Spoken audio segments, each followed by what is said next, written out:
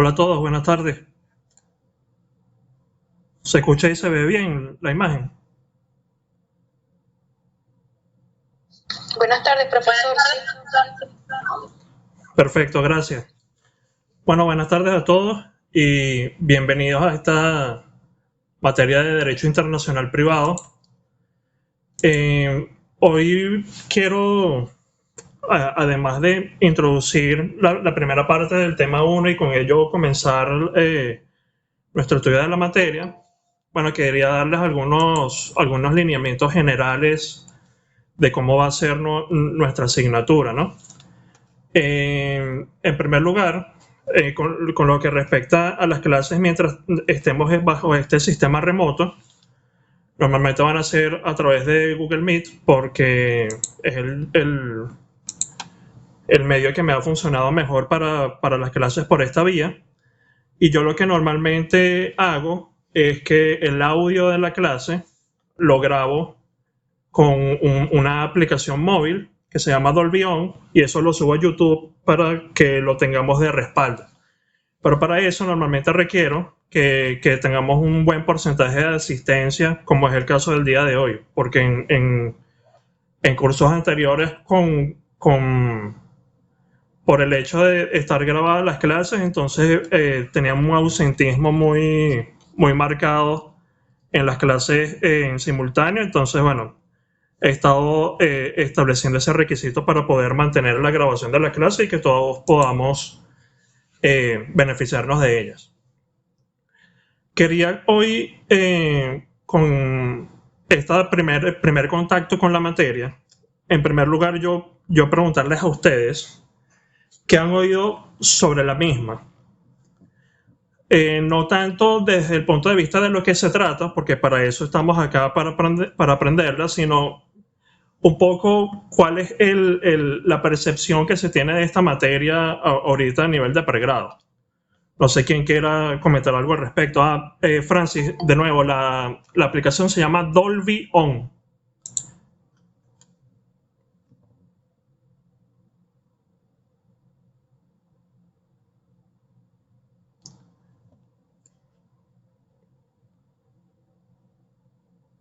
De nada. A ver, ¿quién quisiera comentar algo al respecto? Con toda sinceridad, además. Profe, buenas tardes. Buenas Por tardes, aquí, Valentina. Catherine Perdomo. Okay. Bueno, considero que esta materia trata de resolver los asuntos que sean privados, que sean entre particulares, pues que no intervenga el Estado, Okay. y que se traten a nivel internacional, pues que no sean por lo menos en Venezuela, sino que tengan alguna relación Venezuela con Portugal o Venezuela con Brasil, o sea, con otros países, pues lo que quiero decir. Ok, sí, en efecto, esta materia vamos a comenzar a ver cómo las relaciones jurídicas privadas que ustedes han estado viendo a través de toda la carrera en sus materias de derecho civil, derecho mercantil y derecho procesal pueden tener contacto con varios ordenamientos jurídicos. Y vamos a ir viendo qué problemas se derivan de esos contactos con esos distintos ordenamientos jurídicos y cómo se resuelven. Génesis, verifica si es tu conexión a internet o algo, porque entiendo que hasta ahora se está escuchando bien. No sé si alguien más está teniendo problemas con el audio.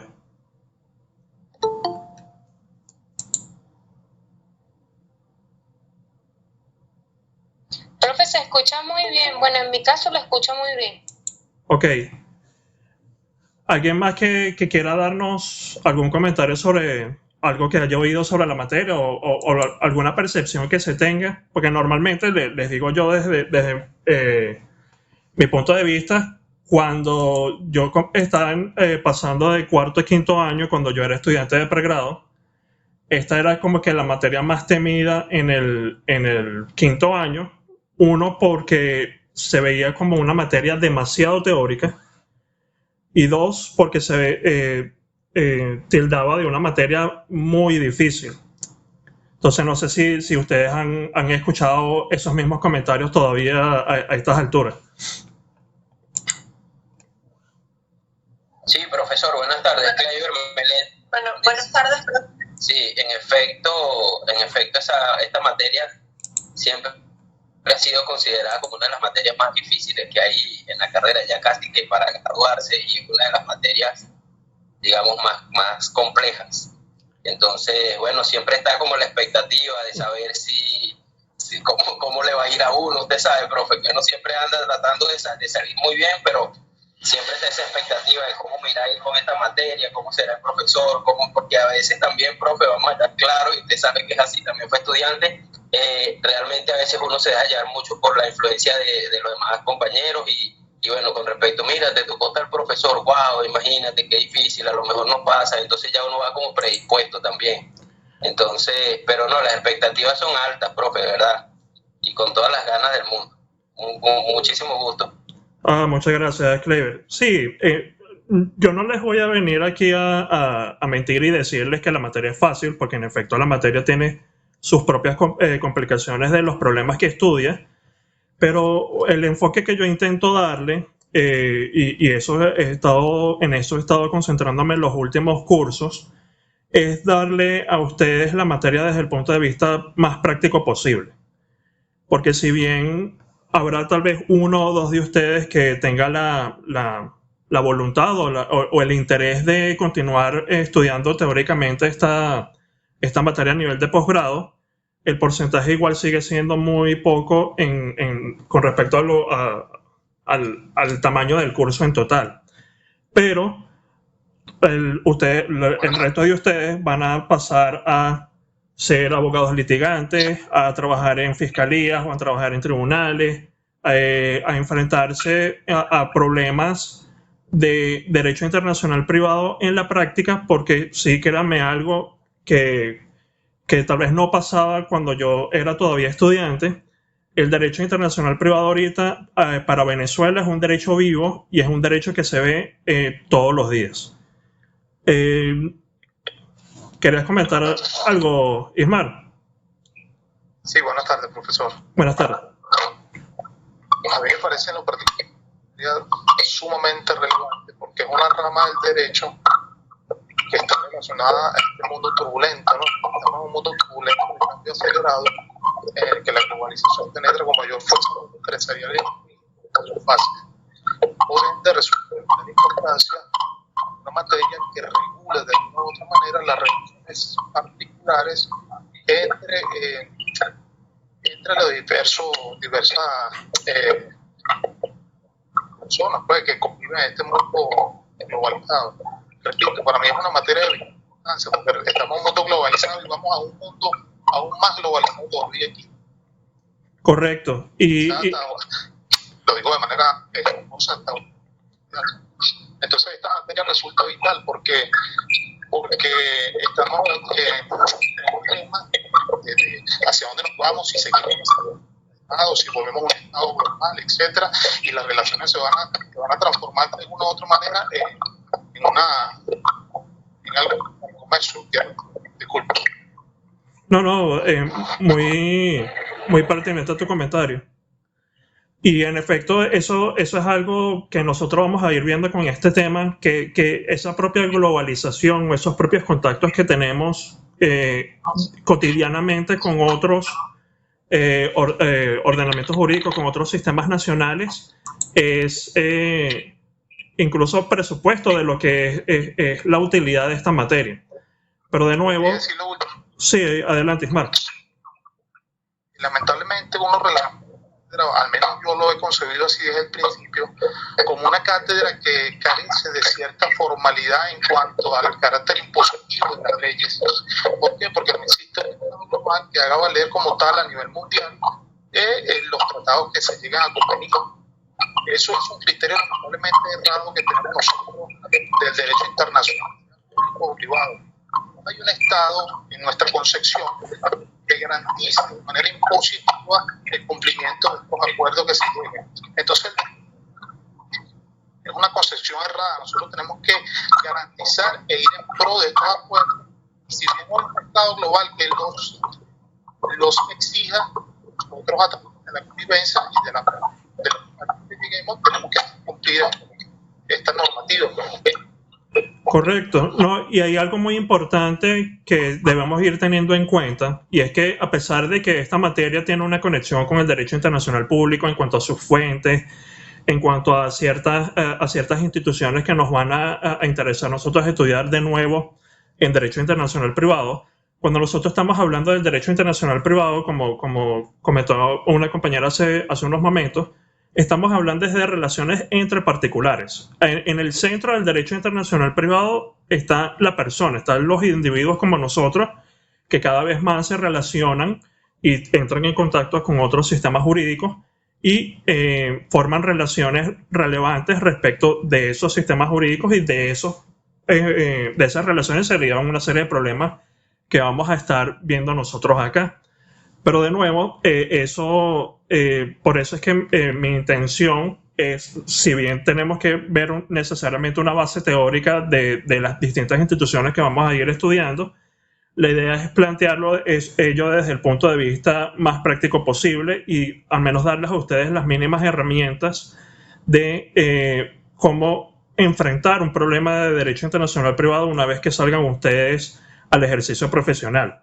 Porque hay algo que sí es particular de esta materia, y es que las metodologías, las instituciones que nosotros vamos a ir viendo a lo largo de este año lectivo, si se aplican bien, en efecto consiguen los resultados que son debidos por la Ley de Derecho Internacional Privado, que es nuestra ley rectora en la materia, que ya tiene más de 20 años de vigencia, pero que lastimosamente en ciertos puntos todavía es una ley muy mal entendida. Y quiero ir aclarando ciertos mitos y ciertas falencias que han tenido nuestros tribunales con respecto a estas instituciones. Por eso es que ustedes, si han explorado las carpetas de los materiales, verán muchas sentencias, porque la idea es ver también cómo, no solo cómo debe ser la materia, sino cómo es y cómo debería mejorar, y cómo se ha aplicado en los casos que se ha aplicado bien también, y resaltar eso. Pero es de nuevo llevar eso desde el punto de vista práctico. Y con ese fin, yo he estado los últimos años realizando un tipo de evaluación mixto, que les quería también eso explicar hoy, en donde yo no solo tengo el examen parcial como paradigma de evaluación, sino que intento también compartir eso con una actividad extra, en donde ustedes van a tener que normalmente realizar algún escrito en materia de derecho internacional privado, sea un escrito de regulación de jurisdicción, que vamos a ir viendo de qué va eso, sea una solicitud de reconocimiento de una sentencia extranjera, sobre todo esas dos instituciones, porque son las que yo considero que en la práctica se presentan más, y eso incluso a pesar de la situación particular que tiene Venezuela ahorita, es una realidad. Si ustedes ven las sentencias del Tribunal Supremo de Justicia mes a mes, va ahorita bastante en aumento la frecuencia con la que las distintas salas del Tribunal Supremo de Justicia están abordando los temas de derecho internacional privado, y por eso es que es mi intención darles a ustedes esas herramientas prácticas. No sé si antes de comenzar alguien quería comentar algo más, antes de comenzar formalmente con el tema 1.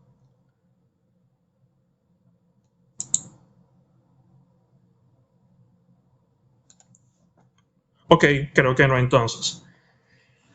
Hoy vamos a comenzar a ver las nociones introductorias del derecho internacional privado.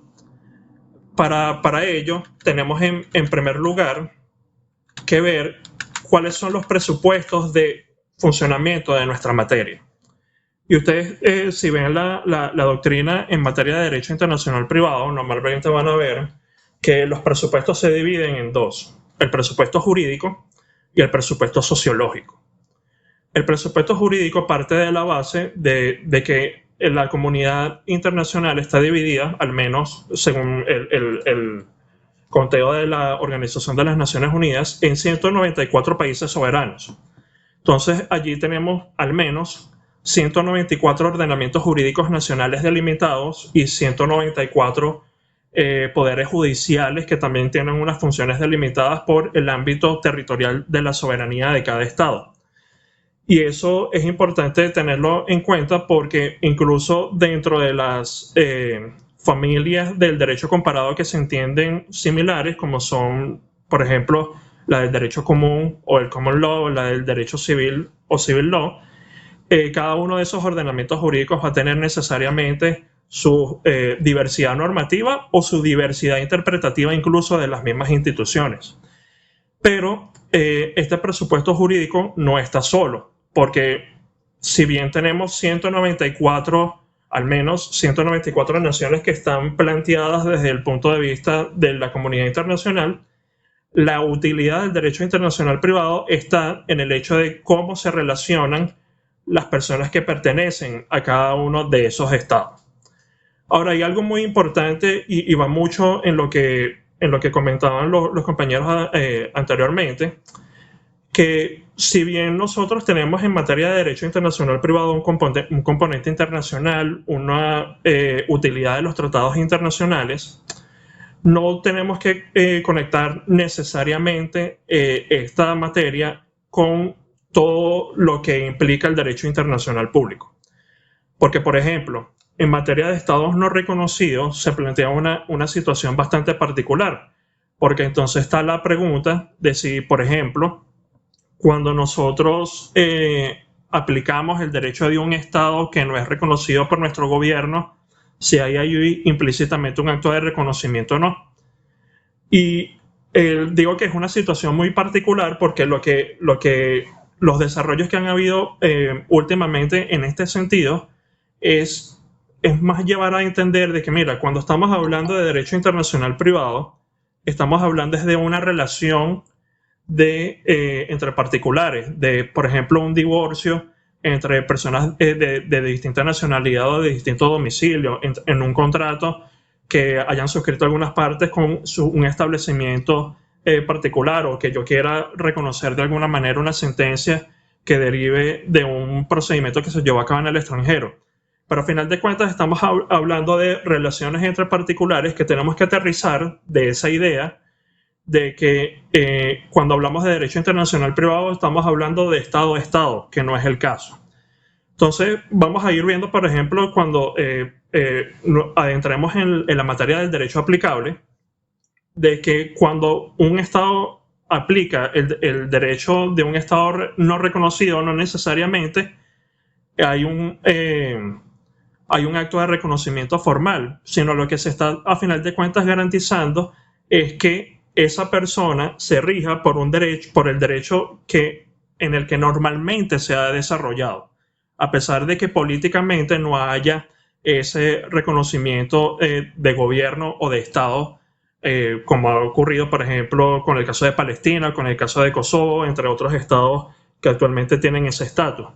Pero de nuevo, el presupuesto jurídico del derecho internacional privado no está solo. También tiene a su lado el presupuesto sociológico. Y el presupuesto sociológico es lo que efectivamente ha ampliado y ha marcado de una mayor manera la utilidad del derecho internacional privado, porque el presupuesto sociológico lo que implica es la movilidad social o la actividad internacional de las personas. Y si bien esta movilidad era antiguamente a través de las fronteras físicas, actualmente el uso de la tecnología y especialmente el de la Internet ha activado más esta movilidad, porque en efecto yo a través de mi computadora, incluso a veces ignorando ese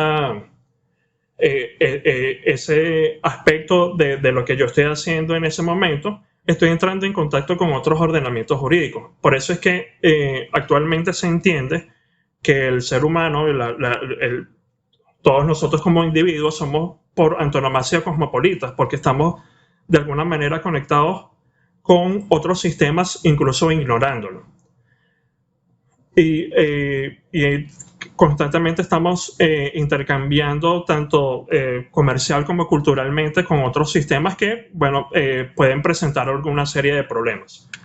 Aquí en este punto, y para ilustrar un poco eso, yo quisiera preguntarle, por ejemplo, a Alberto Ravelo, Alberto, ¿tú alguna vez has suscrito un contrato internacional?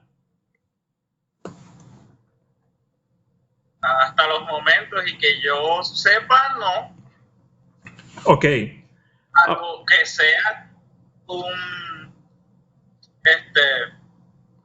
cuando trabajé a una franquicia, que sí creo que es un contrato que no está nominado aquí, bueno. Ok. No sé si aplicaría eso.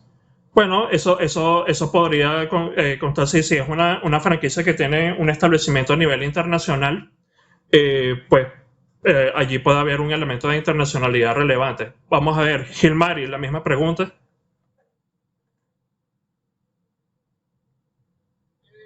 No, por ahora no. Ok.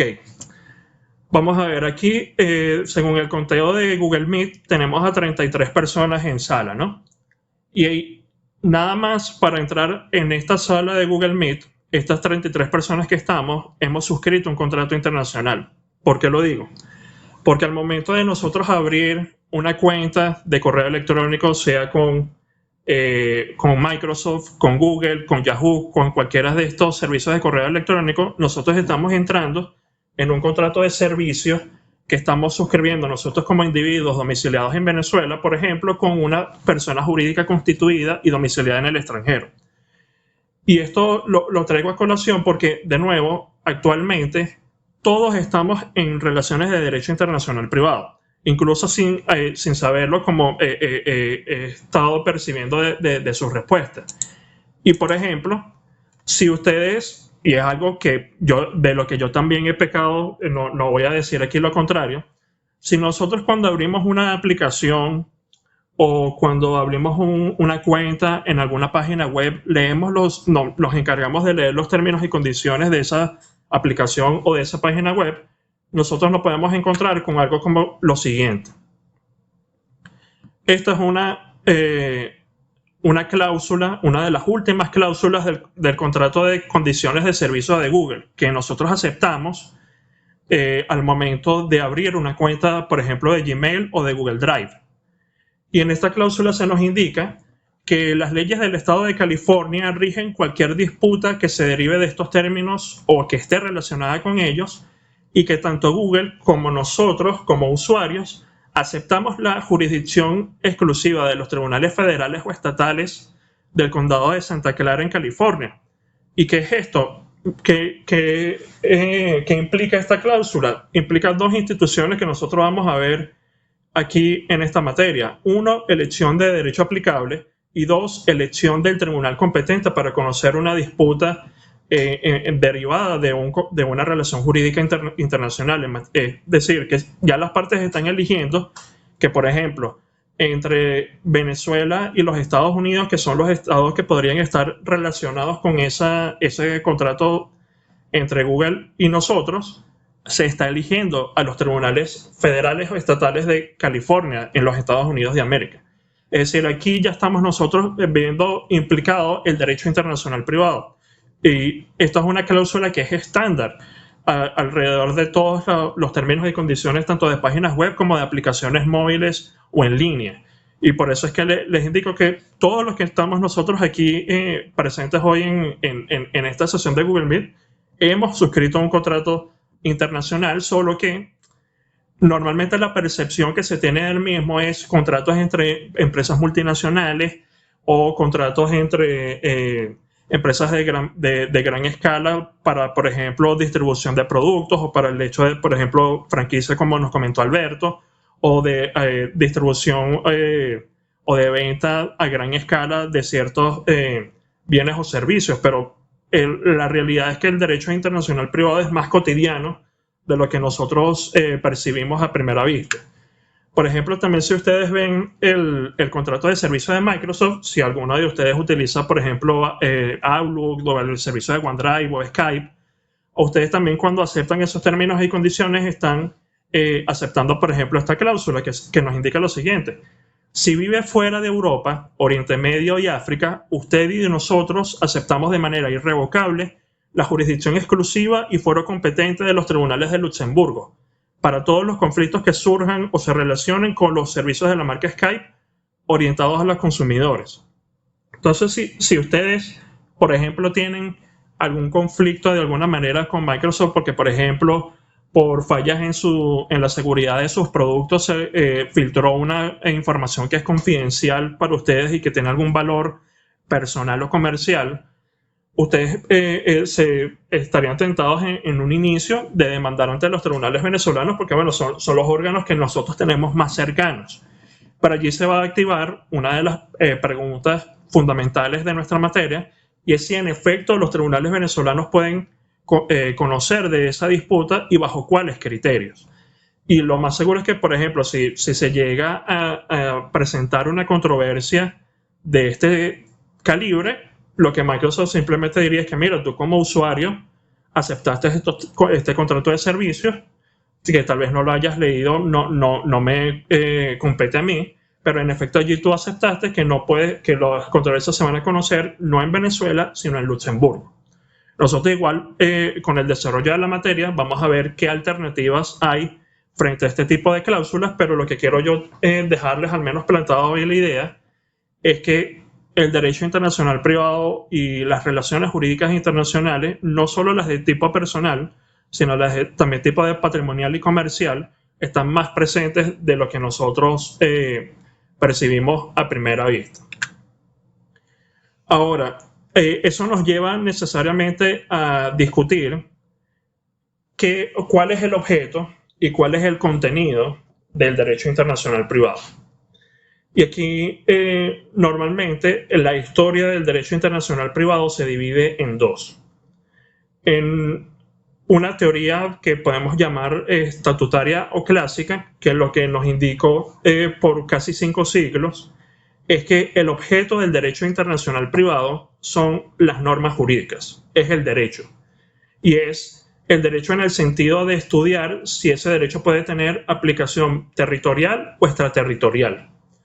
Desde aproximadamente el siglo XIII hasta aproximadamente el siglo XIX, la teoría del derecho internacional privado se basaba básicamente en estudiar el derecho aplicable y en dividir el derecho en diversas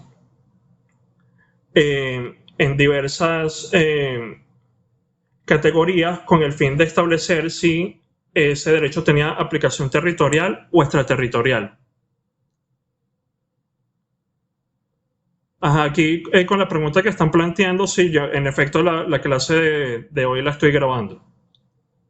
Y estimo que mañana la estaría subiendo a YouTube. Yo igual de eso les voy a dejar el link en el grupo, porque normalmente lo pongo en una lista de reproducción para que no se confunda con las clases de otros cursos que doy. Pero en efecto la clase está siendo grabada. Entonces, nosotros con el estudio de los problemas de derecho aplicable, vamos a adentrarnos un poco en el trabajo de algunas de las personas que están nombradas aquí en pantalla, de Aldrich Curcio, de Bartolò de Sassoferrato, entre otros estatutarios tanto franceses como holandeses, que básicamente lo que se plantearon es estudiar desde el punto de vista normativo si un estatuto o una ley podría tener aplicación territorial o extraterritorial. Pero esto comenzó a cambiar a partir del siglo XIX con este señor que se muestra en pantalla, que es Federico Carlos de Savigny. Esto es un autor que normalmente en derecho se estudia un poco en Introducción al Derecho y que se nombra muy de pasada en Bienes y Derechos Reales, en Derecho Civil 2, pero que nosotros vamos a ver constantemente en esta materia de Derecho Internacional Privado. Y la primera razón de la relevancia de este autor es que este autor por primera vez comenzó a ver las cosas de una manera distinta, porque él lo que indicaba, y a pesar de que él en efecto partió del estudio de esos otros autores estatutarios, él dijo lo siguiente, como que mira, el enfoque que nosotros debemos dar para el derecho internacional privado no debe ser tanto la norma, sino la relación jurídica que está siendo regulada o que pretende ser regulada por esa norma. Por eso es que hay un autor alemán, que es el que está también citado aquí en pantalla, que es Paul Heinrich Neuhaus. Él dice que Savigny fue el causante de un giro copernicano en el estudio del derecho internacional privado, porque él ya no puso el enfoque en la norma que daban los estatutarios, sino que dio el enfoque en la relación jurídica.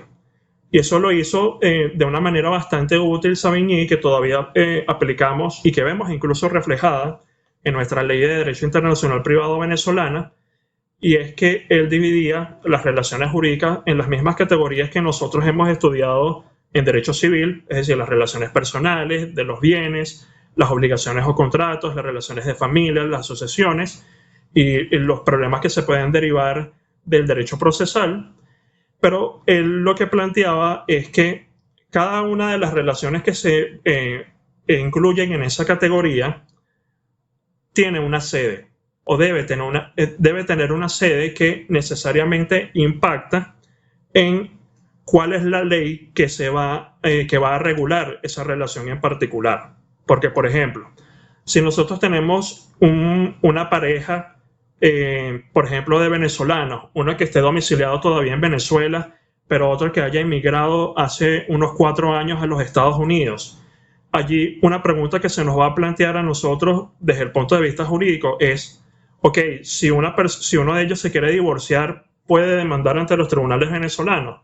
Y 2, si se acepta esa jurisdicción, si los tribunales venezolanos aceptan la jurisdicción, ¿cuál derecho yo voy a aplicar? ¿El de Venezuela o el de los Estados Unidos?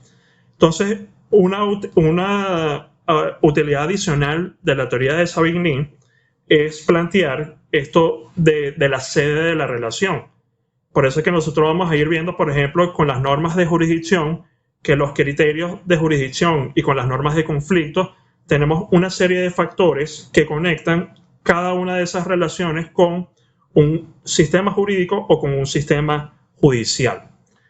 Por eso es que es muy importante el estudio del desarrollo que realizó Federico Carlos de Savigny en su obra magna, que fue el Sistema de Derecho Romano Actual, que escribió hacia mediados del siglo XIX. Y es un método que todavía marca en gran medida el derecho internacional privado actual. ¿Vamos bien hasta ahora? ¿Algo que no esté quedando claro por los momentos? ¿Alguna duda o algún comentario? Profesor, disculpe. Sí, adelante. Aclarando que... Disculpe, ¿me escucha? ¿Me escucha? Se te escucha un poco mal, pero ahorita intenta de nuevo. El punto de la relación. Ajá. Mi duda inicial se basaba, aunque si bien la relación se da entre particulares, tiene que haber un ente conciliador, un ente de justicia o jurisdiccional que sirva como mediador entre las relaciones de los particulares. Como usted bien lo dijo, si yo voy a realizar, por ejemplo, un contrato entre particulares, Correcto. Probablemente Estados Unidos, por ejemplo, o la ley de Venezuela.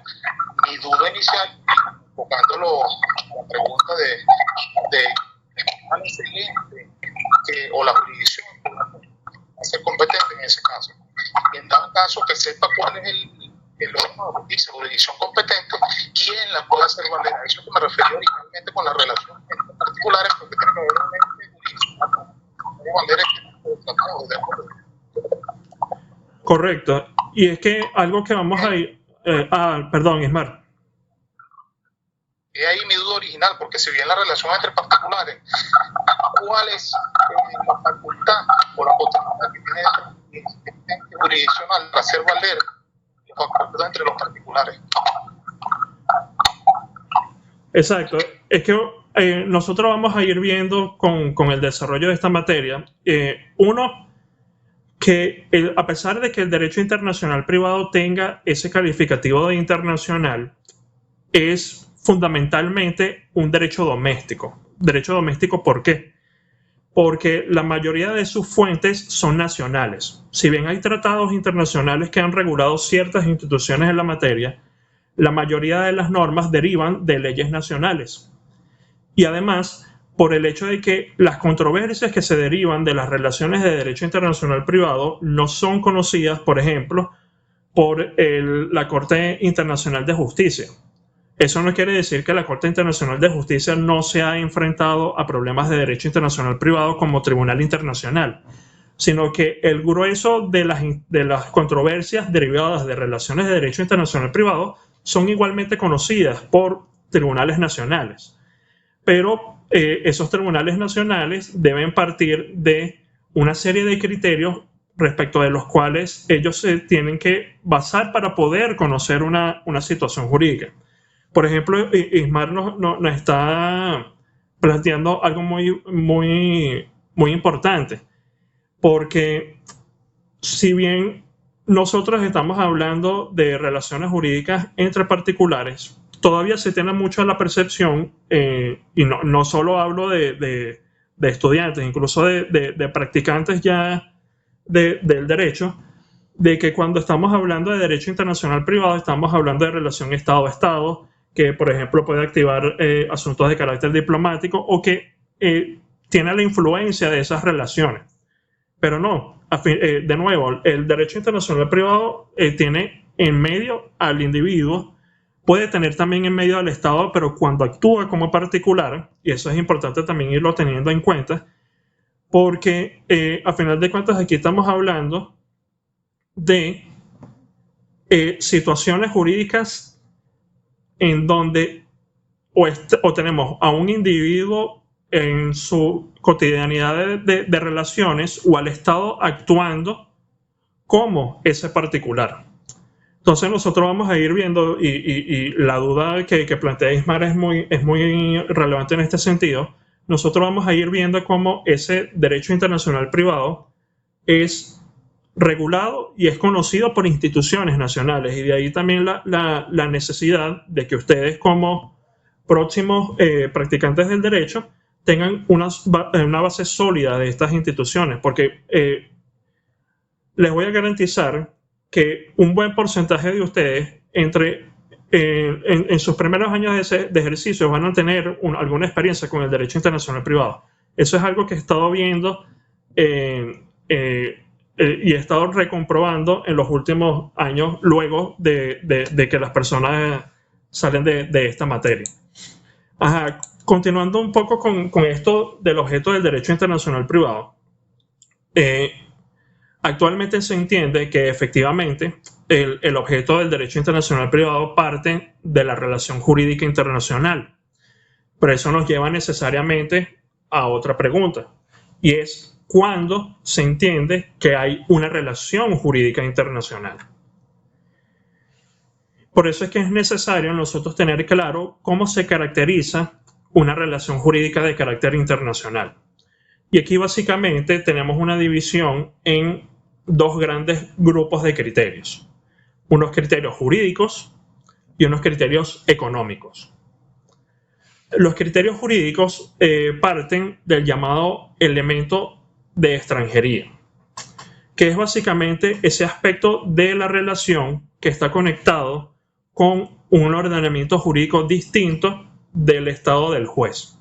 Por ejemplo, si estamos hablando desde el punto de vista de los tribunales venezolanos, estamos partiendo, por ejemplo, de un contrato de compraventa entre una persona jurídica domiciliada en Venezuela con un comerciante domiciliado en Inglaterra, cuyos bienes se van a entregar, por ejemplo, en Colombia.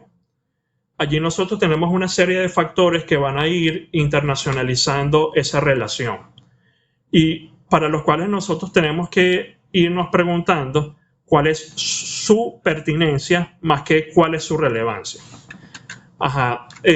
Respondiendo a tu pregunta, Génesis, hay muchas instituciones que van a ir regulando estas relaciones. Nosotros tenemos como eje del sistema del derecho internacional privado la Ley de Derecho Internacional Privado venezolana, que es una ley que fue promulgada en 1997 y que entró en vigencia en febrero de 1998 por una vacación legis de 6 meses. Pero el derecho internacional privado también tiene regulaciones, por ejemplo, de tipo administrativo a nivel de la Cancillería, por ejemplo, de cómo se establecen las relaciones de cooperación judicial internacional, que es una de las materias que va a ser objeto de nuestro estudio. Por ejemplo, tenemos una serie de normas en el Código Civil, en el Código de Procedimiento Civil, que a pesar de que la Ley de Derecho Internacional Privado ha derogado el grueso de esas normas, todavía restan en esos códigos de los años 80, que son las últimas versiones que nosotros tenemos vigentes, que regulan estos asuntos. Y si bien desde ese punto de vista el sistema todavía no se ha desarrollado en ese sentido, se entiende que incluso autoridades administrativas como los registros pueden tomar ciertas decisiones en materia de derecho internacional privado, y vamos a ir viendo nosotros por qué. Pero hay algo aquí que también es importante ir teniendo en cuenta, y es que no hay una competencia judicial específica desde el punto de vista de la materia en derecho internacional privado. Porque la materia civil, mercantil, la materia de, por ejemplo, en niños, niñas, adolescentes, que son competencias orgánicamente distintas, cada una de ellas se puede enfrentar a asuntos de derecho internacional privado, y vamos a ir viendo de qué manera se pueden ir enfrentando esos problemas. Volviendo con la relación jurídica internacional, nosotros aquí podemos tener una diversidad de elementos, tanto objetivos como subjetivos. Elementos objetivos, por ejemplo, tenemos como el lugar de celebración de un contrato, el lugar en donde se ejecuta un contrato, el lugar en donde se encuentra un bien que es objeto de la relación, puede ser ese bien mueble o inmueble, entre otros elementos que nosotros podemos tener en cuenta. Por ejemplo, si se está tratando de una relación jurídica extracontractual, por ejemplo, de un hecho ilícito que se derive, por ejemplo, a través del uso de la Internet, allí nosotros podemos tener elementos como en dónde se genera ese daño, en dónde se verifican las consecuencias de ese daño, y esos son elementos que van a ir internacionalizando esa relación.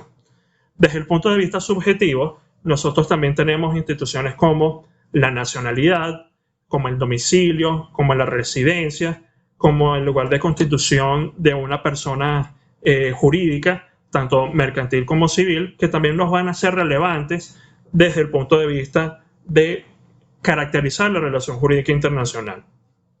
En la doctrina del derecho internacional privado, normalmente se habla del elemento de extranjería relevante. Y se discute mucho desde qué punto el elemento de extranjería llega a ser relevante para el derecho internacional privado. Al menos mi postura es que eso no se puede anticipar totalmente antes de estudiar una relación en particular. ¿Por qué lo digo? Porque, por ejemplo, si nosotros estamos hablando del lugar de fabricación de un producto, por ejemplo, si nosotros estamos hablando de una compra que realiza cualquiera de nosotros en el supermercado, de un bien que se ha importado, allí tenemos un elemento de extranjería que a primera vista nos puede parecer relevante, pero a los efectos de esa relación concreta no es pertinente para internacionalizar la relación. Me explico. Si nosotros estamos hablando allí de, por ejemplo, José Briceño, que está comprando un bien en un establecimiento comercial X domiciliado en Venezuela, un producto que, por ejemplo, fue fabricado en los Estados Unidos, ese lugar de fabricación, a final de cuentas, a mí no me va a afectar la internacional, el hecho de que esa relación entre José Briceño y ese establecimiento comercial va a estar regida por el derecho venezolano, y a final de cuentas cualquier controversia va a ser conocida por las instituciones venezolanas.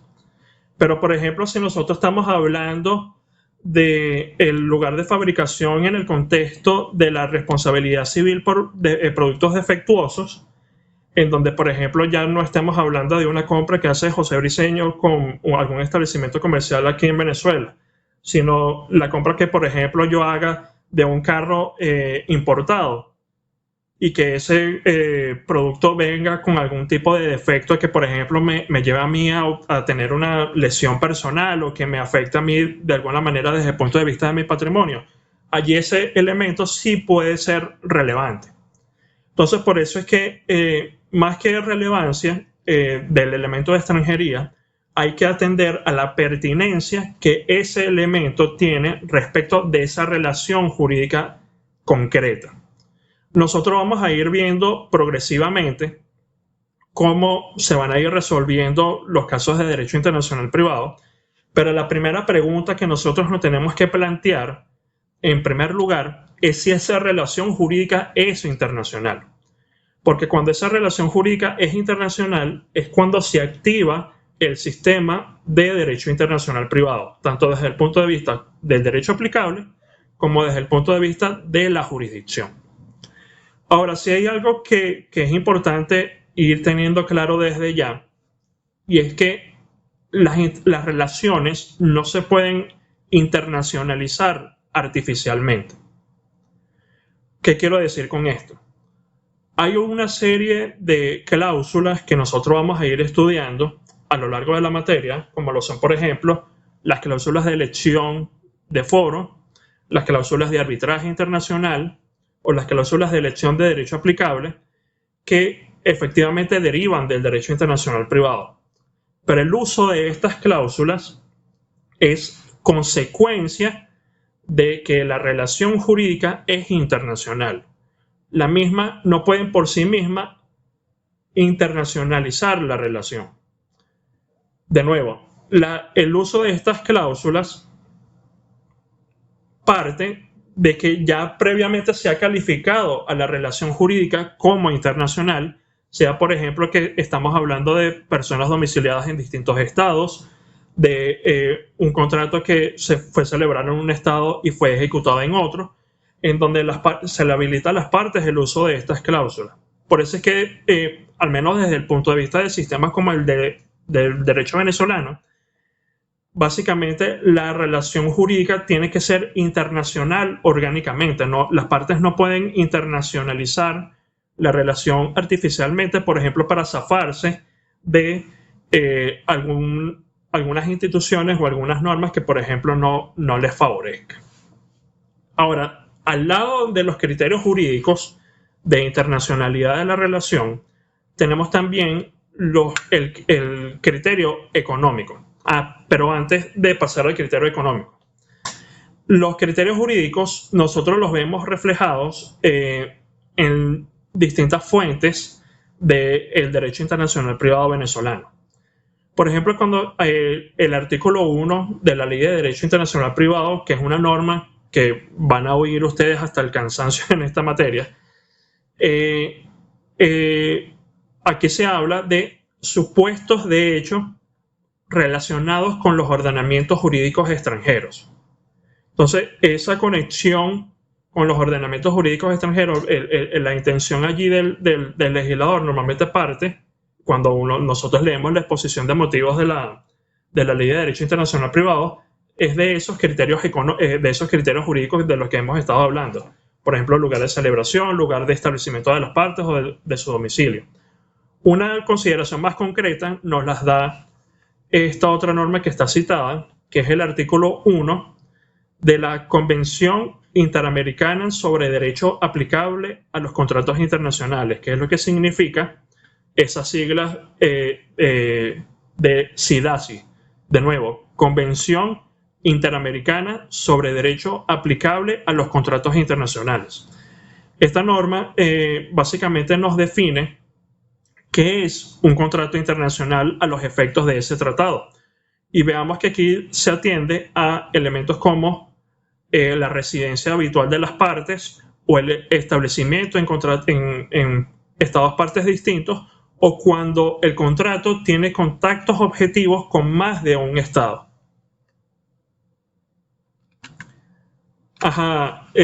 Génesis, muy importante tu pregunta, porque los Bill of Lading o los contratos de transporte internacional son un contrato típico del derecho internacional privado. no es que propiamente se someten al derecho internacional privado, sino que ellos son expresión del derecho internacional privado. Me explico. Cuando nosotros hablamos de derecho internacional privado, no estamos hablando normalmente de un derecho al cual nos sometemos para regularnos, para regular una relación, sino que a través de las instituciones del derecho internacional privado, nosotros llegamos a la respuesta, por ejemplo, de cuál es el derecho que regula ese contrato de transporte internacional, de cuál es el tribunal estatal que va a conocer las controversias derivadas de ese contrato de transporte internacional. Entonces, por eso es que este tipo de relaciones no es que se someten propiamente al derecho internacional privado, sino que el derecho internacional privado es el que nos da las respuestas de, al estar ese contrato conectado con varios ordenamientos jurídicos, entonces, ¿cuál es el Estado que va a conocer de esas controversias y cuál es el derecho que nos va a dar concretamente la respuesta, por ejemplo, de quién es el responsable en el caso de que la mercancía se dañe en el transcurso del transporte, de quién es el responsable en el caso de que la mercancía perezca en el transcurso de que salió del puerto de embarque al puerto de entrega. Entonces, el contrato de transporte internacional, tanto marítimo como terrestre como aéreo, es un contrato típico del derecho internacional privado. Y si ustedes, por ejemplo, ven los términos de un Bill of Lading, desde el punto de vista marítimo, todos y cada uno de ellos están sometidos o contienen cláusulas como las que vimos hace unos momentos, una cláusula de derecho aplicable o una cláusula de jurisdicción, y también lo que nos comenta aquí Rosario. Todos y cada uno de ellos utilizan unas siglas que son los Incoterms, que son expresión de una institución que nosotros vamos a ver en esta materia, que es la llamada lex mercatoria. Básicamente, un derecho autónomo que se ha derivado de la práctica internacional de los comerciantes en establecer unas instituciones comunes, como por ejemplo estas siglas que nos establecen la repartición de los riesgos respecto de una relación de transporte y en previsiones importantes, por ejemplo, en materia de seguros, en materia de obligaciones accesorias respecto de esos transportes. Pero muy pertinentes los comentarios de las dos compañeras en este sentido. Y por eso es que vamos a ir viendo, y ustedes van a irse percatando cada vez más en dónde está metido el derecho internacional privado y que no habíamos visto antes. Ahora, les decía que adicionalmente a los criterios jurídicos, nosotros tenemos los llamados criterios económicos. Y el criterio económico de internacionalidad de la relación es una de esas instituciones dentro del derecho internacional privado que ha tenido un desarrollo jurisprudencial. Los criterios económicos en materia de derecho de internacionalidad de la relación han partido básicamente del desarrollo de la casación francesa a partir de un caso decidido en 1927, que es el caso Pélissier-Duveset.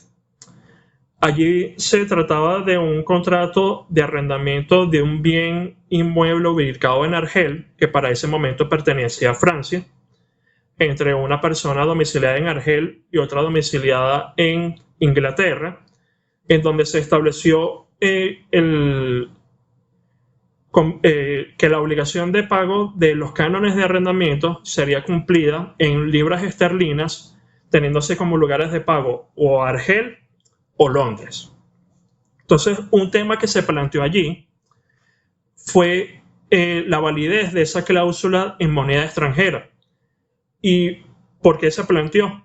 Por el hecho de que había una ley que para ese momento en Francia establecía que las relaciones domésticas no podían contener cláusulas de moneda extranjera, ni como moneda de cuenta ni como moneda de pago. Entonces, básicamente, la validez del uso de esta cláusula estaba sometido a que la relación fuese calificada como internacional.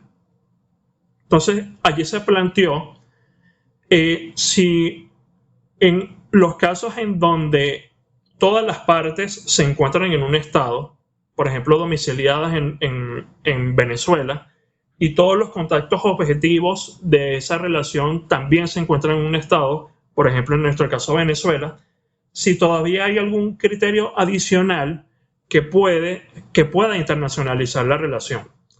Entonces, a partir del comentario de esta sentencia del caso Pellicer-Duveset, se comenzó a plantear que cuando en una relación jurídica hay un flujo o reflujo de capital, de bienes o de servicios, entonces se puede entender que la relación es internacional a pesar de que todas las partes se encuentren en un estado y de que todos los contactos objetivos de esa relación estén en un estado. Esto fue de una forma un poco más clara establecida en el otro caso que está nombrado en pantalla, que es el caso Mardelé, también de la Corte de Casación francesa, pero ya de 1930, en donde se dijo lo siguiente, y es la fórmula que básicamente con la que se entiende ahora el criterio económico. Y es que el contrato internacional pone en juego los intereses del comercio internacional. Esa misma fórmula fue luego adoptada por el Código de Procedimiento Civil francés para establecer en qué casos se entiende que un arbitraje es internacional, que es ese artículo 1503 del Código de Procedimiento Civil vigente en Francia. Ahora, si bien esta institución de los criterios económicos de la internacionalidad de la relación se comenzaron a desarrollar en Francia a través de la jurisprudencia de la Corte de Casación francesa, también su desarrollo se ha extendido a otros estados, incluyendo a Venezuela. Porque en Venezuela se ha comenzado a aceptar que una relación jurídica puede ser internacional desde el punto de vista económico a través de este caso que también está nombrado en la lámina.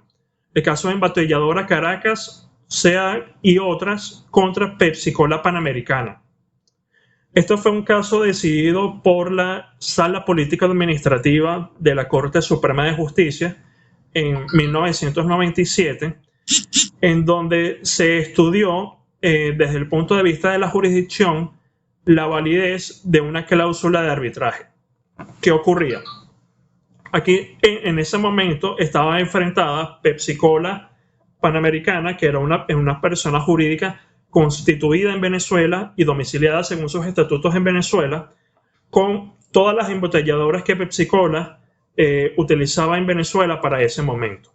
Ellos tenían en común un contrato en donde se establecía que cualquier controversia que se presentase entre las partes sería decidida mediante arbitraje internacional, un arbitraje internacional con sede en la ciudad de Nueva York, en los Estados Unidos de América. Entonces, en primera instancia se estudió este tema de la jurisdicción y se tomó una decisión, y eso luego subió a la Sala Política Administrativa. Entonces, al momento de enfrentarse a este problema, la Sala Política Administrativa, en primer lugar, estableció algo que es correcto, y es que el uso de cláusulas de arbitraje internacional o de cláusulas como de elección de foro o derecho aplicable requieren que previamente se establezca si esa relación es internacional. Entonces, desde el punto de vista de los criterios jurídicos, esta relación parecía doméstica, porque se trataba de un contrato que fue suscrito en Venezuela, que se ejecutó en Venezuela entre unas cuantas personas jurídicas, todas las cuales se encontraban constituidas según las leyes de Venezuela y domiciliadas todas según sus estatutos en Venezuela. Pero la Sala Política Administrativa fue un poco más allá y se dijo, mira, aquí estamos ante un problema entre, un lado, Pepsi-Cola Panamericana como persona jurídica venezolana y todas las embotelladoras que utilicen Venezuela, que es un contrato que, por la relevancia que tiene esta marca a nivel nacional e internacional, puede poner en juego los intereses del comercio internacional, dado que cualquier resultado que derive de este litigio va a afectar el mercado internacional de gaseosas. También tenemos que tener en cuenta que para ese momento en Venezuela la gaseosa que vendía, que tenía mayor nivel de ventas, era Pepsi Cola. Entonces, una disminución en esas ventas por el hecho de la relación de Pepsi Cola con sus embotelladoras y podía tener un impacto en la región, en ese mercado de los refrescos o de las gaseosas. Entonces, la Sala Política Administrativa hizo ese análisis, tomó en cuenta ese desarrollo previo que había hecho la Corte de Casación francesa y dijo, mira, en este caso, en efecto nos encontramos ante un contrato internacional desde el punto de vista económico y entonces esa cláusula de arbitraje es válida. Y de nuevo, ese es el orden en que normalmente se tienen que estudiar esos asuntos. Primero se ve si la relación es internacional y luego se ve si esa cláusula es efectivamente válida, porque el uso de esa cláusula depende que antes se haya calificado esa relación como internacional. Entonces vemos que nosotros en Venezuela tenemos los dos sistemas establecidos. En primer lugar, a través de la Ley de Derecho Internacional Privado y a través de otros tratados internacionales se establecen los criterios jurídicos de internacionalidad de la relación, pero la jurisprudencia también ha traído la posibilidad de calificar a un contrato internacional como internacional desde el punto de vista económico. Pero hay algo que tenemos que tener presente con respecto a este criterio económico, y es que el mismo debe ser muy precisamente justificado y muy racionalmente justificado. Porque en algunas relaciones nosotros podemos ver un flujo de capital o de bienes a través de las fronteras, pero allí no necesariamente se está poniendo en juego los intereses del comercio internacional. Les doy un ejemplo muy simple. Una persona natural X tiene un apartamento en Caracas que lo quiere alquilar. Como está actualmente configurado el sistema de arrendamiento en Venezuela, lo que es normal en la práctica, a pesar de lo que diga la ley, es que los arrendamientos o están expresados, al menos, o se pagan en dólares. Y puede ser el caso de que se establezca que el pago se haga en efectivo, con lo cual no habría mayor problema, pero pueden haber casos en donde se indique, mira, el pago lo tienes que hacer a esta cuenta en, por ejemplo, Bank of America o en Chase Bank o en X institución bancaria en los Estados Unidos a través de Zelle. Allí efectivamente hay un flujo de capital a través de las fronteras, pero el hecho solo de que se esté utilizando una moneda extranjera y de que se esté utilizando un medio de pago previsto en un sistema distinto a Venezuela, al menos en mi criterio, no puede internacionalizar la relación desde el punto de vista económico. Tiene que ser algo más claro, como lo que se presentó en el caso de Pepsi Cola, porque allí sí era a todas luces evidente que cualquier resultado que tuviese ese litigio entre las embotelladoras y Pepsi podría tener un impacto un impacto económico y comercial en el mercado de las gaseosas. ¿Alguna pregunta con respecto al objeto del derecho internacional privado? ¿Algo que no haya quedado claro o cualquier comentario?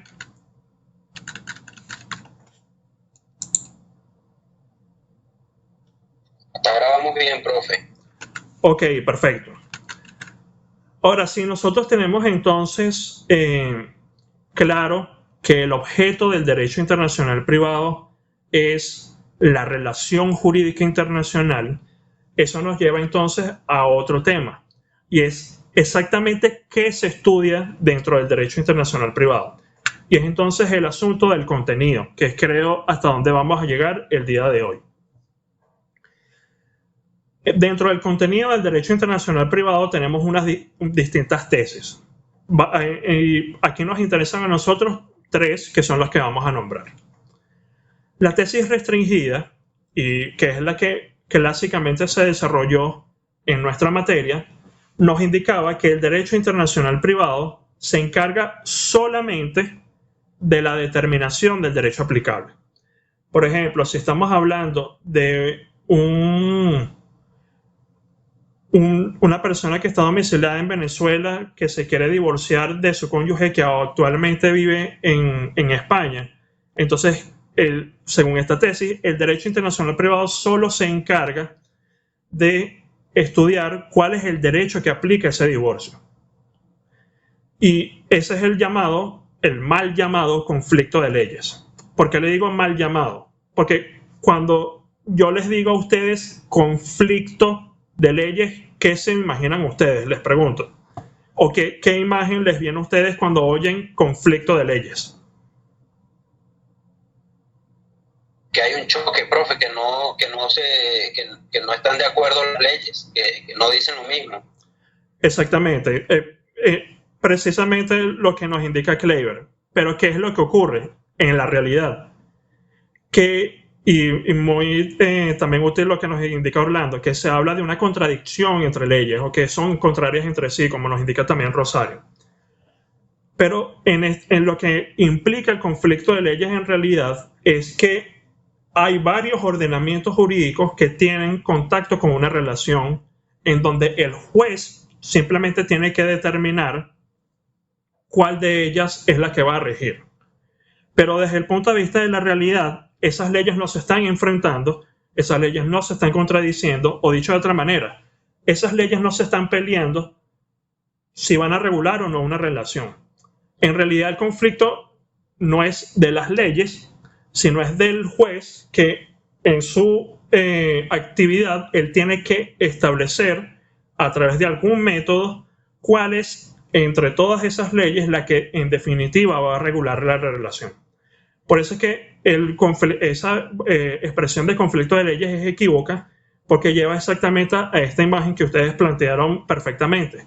Contradicción entre leyes, cuando lo que en realidad ocurre es simplemente que la tarea del juez, la tarea normal de decidir un caso, se encuentra con una complicación adicional que es decidir exactamente cuál es la ley que va a aplicar a una relación. Ahora, al lado de esta tesis restringida del contenido del derecho internacional privado, tenemos una tesis intermedia, que es una tesis intermedia que tiene un origen particular, porque cuando en 1880 en la Universidad de París en Francia se planteó la apertura de una cátedra de Derecho Internacional Privado, los trámites de la apertura de esa cátedra surgió una cuestión, y es, mira, si el derecho internacional privado nada más se encarga de estudiar lo que es el derecho aplicable, realmente necesitamos una materia solo para eso, porque no la metemos simplemente con derecho internacional público y listo. Y las personas que estaban defendiendo la apertura de una cátedra autónoma plantearon, mira, en realidad aquí también puede ser útil estudiar el tema de jurisdicción, estudiar el tema de la nacionalidad, o estudiar el tema de la cooperación judicial internacional, del reconocimiento y ejecución de sentencias, porque todos estos temas pueden estar conectados con ese problema del derecho aplicable. Ya estoy viendo que creo que aquí me falta una lamenta entre las dos, y corrijo. Esta segunda tesis no es la tesis intermedia, sino es la tesis amplia. Y es amplia porque, según estos estudiosos franceses, al lado del problema del derecho aplicable estaba el problema de la jurisdicción, el problema de la nacionalidad, el problema del derecho de extranjería, el problema del reconocimiento y ejecución de sentencias extranjeras.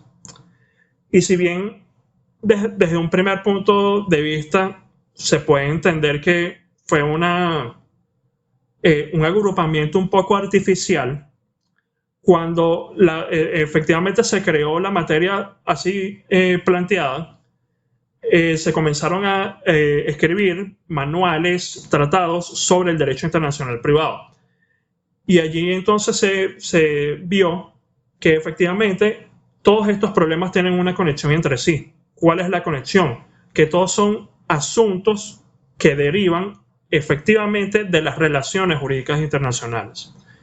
Una relación jurídica internacional nos puede plantear el tema de la jurisdicción, nos puede plantear el problema de la nacionalidad, si ese es el factor de conexión que utiliza el Estado en particular. Nos puede plantear también el tema de determinar el derecho aplicable, que es el problema clásico del derecho internacional privado. Y nos puede plantear también el tema del reconocimiento y ejecución de sentencias extranjeras, porque ese es también un problema que se nos presenta ya cuando tenemos una decisión dictada con carácter de cosa juzgada en un asunto de derecho privado. Entonces, a pesar de que tuvo como una primera razón esa tesis amplia, el hecho de que se permitiera burocráticamente abrir una cátedra en una universidad, se planteó allí que efectivamente todos estos problemas tenían una conexión entre sí y que era útil estudiarlos juntos. Luego de ello, en Venezuela y en otros sistemas, también se comenzaron a abrir estas cátedras autónomas del derecho internacional privado, pero en sistemas como por ejemplo el venezolano, se planteaba el asunto de que el derecho de extranjería no era del todo útil porque, por ejemplo, en Venezuela se parte de que la regla general es la igualdad entre nacionales y extranjeros. Entonces, ese estudio del derecho de extranjería no era tan relevante. Entonces, se podía quitar eso desde el punto de vista del estudio del derecho internacional privado. Pero el resto de esas materias se fue recomprobando que efectivamente era útil estudiarlas juntas.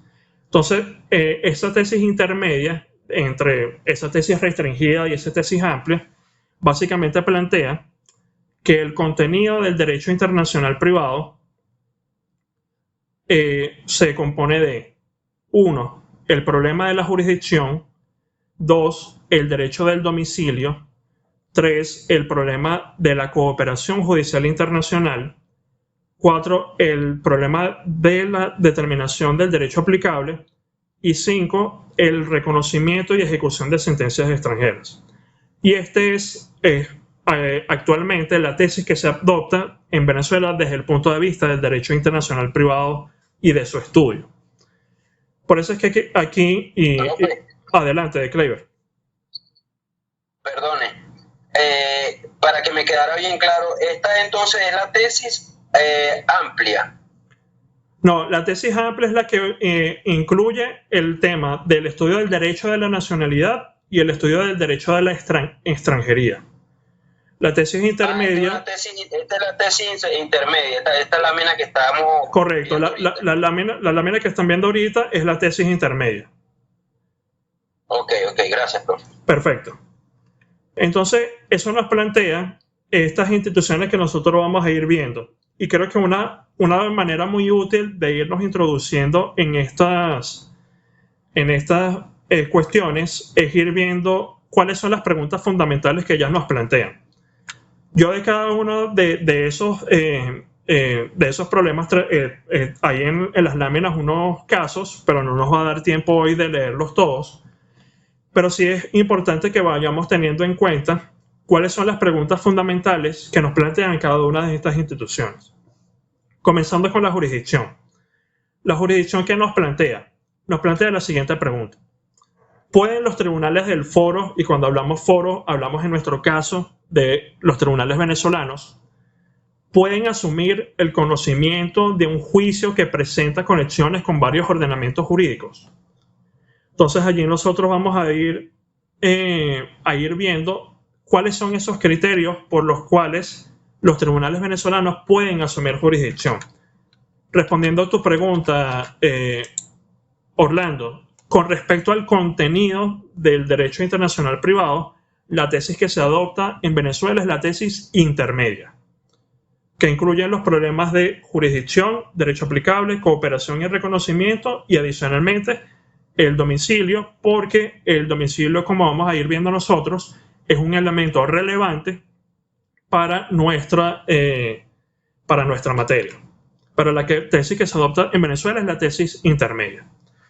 Entonces, volviendo con el tema de la jurisdicción nos plantea es en qué casos pueden los tribunales venezolanos conocer un juicio que presenta conexión con varios ordenamientos jurídicos. Luego tenemos el problema del domicilio. Y nosotros vamos a ver en el tema 3 de nuestro programa que al lado de esa noción de domicilio como lugar principal de los derechos e intereses de una persona, de domicilio procesal que tenemos en el Código de Procedimiento Civil, de domicilio de las personas jurídicas que tenemos en el Código Civil y en el Código de Comercio, y del domicilio a los fines del derecho tributario que tenemos en el Código Orgánico Tributario, con nuestra materia vamos también a introducir el domicilio a los efectos del derecho internacional privado, que tiene una definición particular dentro de la ley. Entonces, ¿qué nos plantea el problema del domicilio? El problema de en dónde se encuentra domiciliada una persona a los efectos de la determinación del derecho aplicable y a los efectos de la determinación de la jurisdicción de nuestros tribunales. Y nosotros vamos a ir viendo de qué manera se entiende el domicilio a los efectos del derecho internacional privado venezolano, tanto desde el punto de vista de las personas naturales como de las personas jurídicas. Con el problema de la cooperación se nos presenta esta pregunta: ¿de qué manera y a través de cuáles medios pueden ejecutarse en el extranjero actos procesales necesarios para la sustanciación de un juicio en el foro? Les pongo el siguiente caso. Hay una demanda de contrato, de cumplimiento de contrato, en donde la parte demandada está domiciliada en Colombia.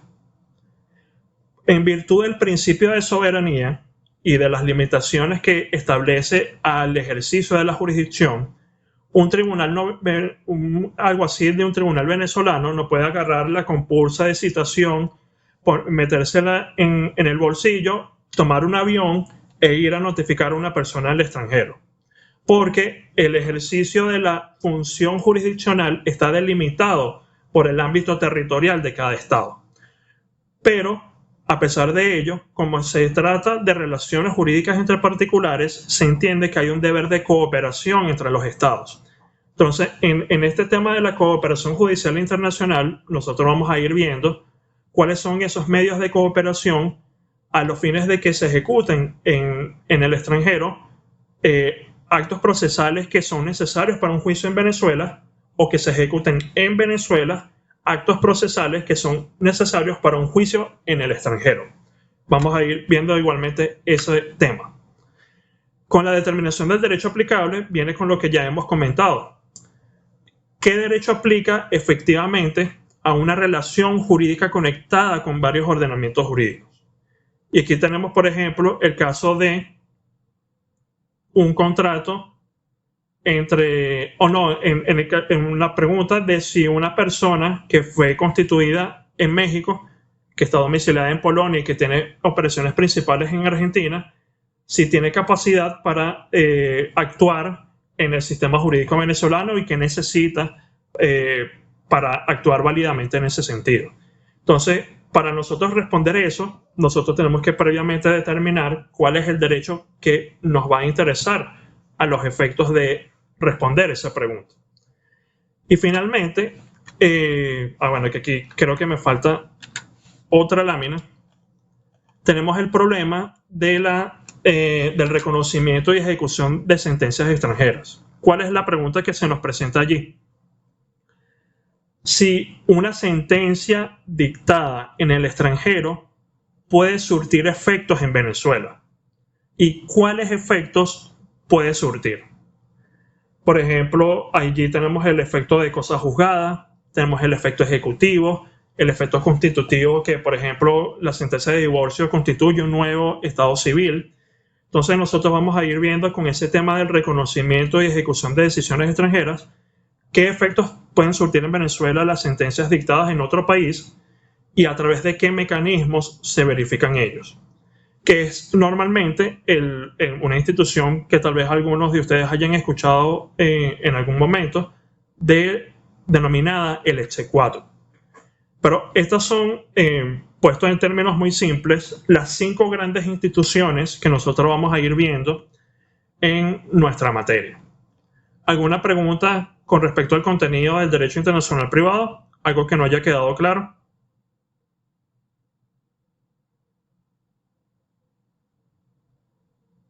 Profe, hasta ahora vamos bastante bien. Creo que tocamos todos los tópicos.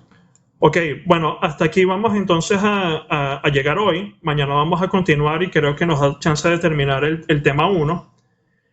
Y les quería entonces indicar algo con una de las cosas que están cargadas en la carpeta de materiales. En la carpeta del tema 2, ustedes tienen una serie de tratados internacionales. Nosotros en el tema 2 de las fuentes del derecho internacional privado vamos a ver que en el orden de prelación de fuentes lo primero que se aplican son los tratados. Entonces allí ustedes tienen ya tienen todos los tratados que vamos a utilizar en la materia, pero ustedes tienen la tarea de buscar cuáles son los estados que efectivamente son parte de esos tratados y cuáles son las reservas que los mismos han realizado los mismos. ¿Por qué porque normalmente yo dejo esa tarea a los estudiantes? Porque esa es una tarea que normalmente los tribunales y ciertos abogados litigantes no toman en cuenta los efectos de establecer efectivamente la aplicabilidad de un tratado internacional. Para ello no hay mayor complicación actualmente, porque ustedes ponen, por ejemplo, el nombre del tratado internacional en Google y le aparece una página especializada del organismo que ha dictado ese tratado para indicarles que, por ejemplo, Venezuela, Argentina, Ecuador, tales países han suscrito este tratado. Pero es bueno que ustedes vayan manejando cómo se busca esa información y cómo cómo se puede ubicar esa información a los efectos de resolver un caso.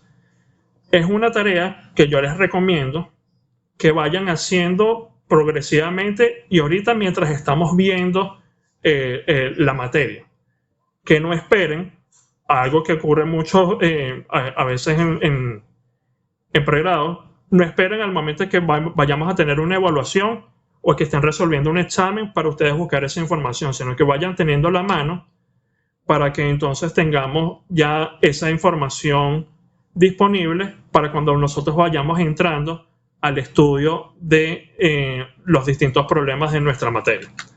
Aquí creo que Orlando nos plantea lo siguiente, que si siempre en cada uno de los planteamientos debe establecerse el tema del domicilio. Eso es importante entenderlo, porque el tema del domicilio va a ser especialmente relevante en 2 instituciones. 1 en el derecho aplicable y 2 en la jurisdicción. ¿Por qué? Porque nosotros vamos a ir viendo, y eso es algo que creo que mañana con los casos que vamos a ver al final de este tema se va a ir aclarando. En la cooperación judicial internacional y en el reconocimiento y ejecución de sentencias extranjeras, no necesariamente la relación jurídica de fondo debe ser internacional. Eso lo vamos a ir aclarando conforme vayamos avanzando en la materia, pero muy pertinente la pregunta de Orlando. ¿Alguna otra pregunta que haya quedado de lo que vimos hoy?